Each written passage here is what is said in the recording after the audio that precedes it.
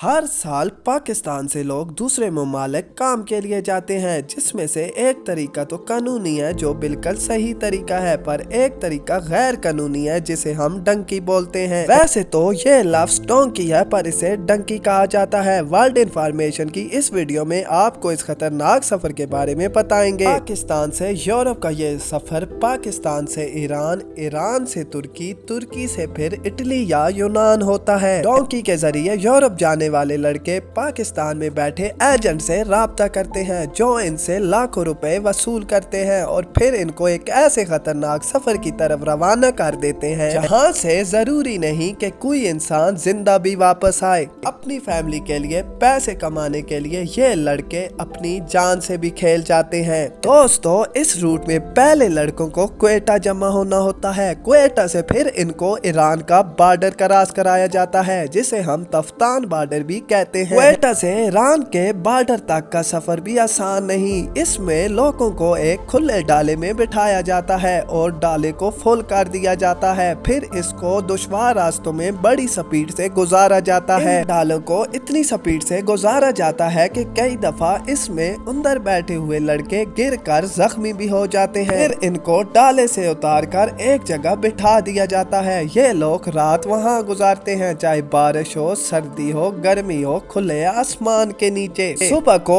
इनको एक खतरनाक सफर पर भेज दिया जाता है। इनको ईरान का बॉर्डर क्रॉस करने के लिए एक बहुत बड़े पहाड़ पे चढ़ना होता है जहाँ जगह जगह इंसानी ढांचे भी पड़े होते हैं। ये वो लोग होते हैं जो भूख और प्यास की वजह से मर गए थे। कई दफा लड़के पहाड़ों से गिरकर भी मर जाते हैं, कोई चाह कर भी इनकी मदद नहीं कर पाता। इन लड़कों को फिर एक पहाड़ की चोटी पे बिठा दिया जाता है। फिर सिग्नल मिलते ही ये लोग पहाड़ से उतर जाते हैं। पहाड़ से उतरते वक्त भी कुछ लोग अपनी जान से हाथ धो बैठते हैं। पहाड़ से नीचे उतरने के बाद ये लोग फाइनली ईरान में इंटर हो चुके होते हैं। दोस्तों, एक तरफ ईरान आर्मी का डर और दूसरी तरफ भूख और प्यास और सफर की थकान। इसके बाद इन लोगों को या तो एक डाले में लोड कर दिया जाता है या कि टैक्सी की डिग्गी में 3 या 4 लोग होते हैं जहां सांस लेना भी मुश्किल होता है। इस औकात भी कई दफा मौत वाक़या हो जाती है। दोस्तों, फिर इस घुटन सफर के बाद इनको जाके ईरान की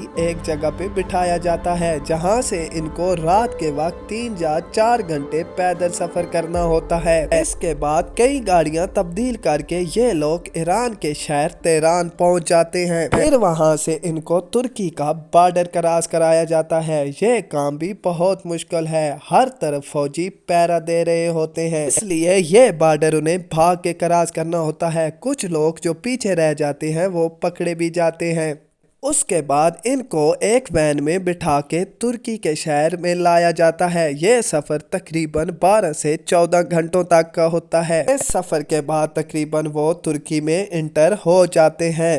फिर इन लोगों की तस्वीरें बनाकर इनके एजेंट्स को भेज दी जाती हैं कि ये लोग यहाँ पहुँच चुके हैं। दोस्तों, फिर ये लोग ऊंचे ऊंचे पहाड़ क्रॉस करते हुए एक समुंदर के किनारे में बैठ जाते हैं। इसके बाद इनको एक वैन में लोड करके एक गांव में उतार दिया जाता है। इस गांव से फिर इन लोगों को 4 या 5 घंटे पैदल सफर करना होता है जो कि बहुत ही घुटन और दुश्वार होता है। ये लोग गैर कानूनी तरीके से तुर्की होते हैं, इसलिए इनको हर वक्त सिक्योरिटी एहलकारों से बचना होता है। दोस्तों, अब इन लोगों को तुर्की से इटली या यूनान जाना होता है। ये सफर समुद्री भी किया जा सकता है और जमीनी रास्ते से भी किया जा सकता है। जमीनी रास्ते से जाना बहुत ही मुश्किल होता है क्योंकि सिक्योरिटी इदारे हर वक्त एक्टिव रहते हैं। दूसरी तरफ समुंदर का रास्ता भी बेहद खतरनाक है, इसमें हर वक्त जान का खतरा होता है। ऐसे कई वाकयात पेश आ चुके हैं जिसमें कश्तियां डूब चुकी हैं। लोगों को छोटी कश्तियों में लोड करके भी समुंदर पार कराया जाता है। समुंदर की तेज हवाएं और तेज लहरें भी जानलेवा साबित होती हैं। समुंदर का सफर बहुत लंबा होता है, इसलिए सिक्योरिटी एहलकारों का भी डर होता है। दोस्तों, समुंदर के रास्ते ही फिर ये लोग यूनान और इटली पहुंचते हैं। यहाँ इनका ये खतरनाक सफर खत्म होता है। दोस्तों, कोई नहीं चाहता कि वो गैर कानूनी तरीके से दूसरे ममालिक में इतना मुश्किल सफर करके जाए, पर ये लोग अपने रोशन मुस्तकबिल के लिए इतना बड़ा कदम उठाते हैं।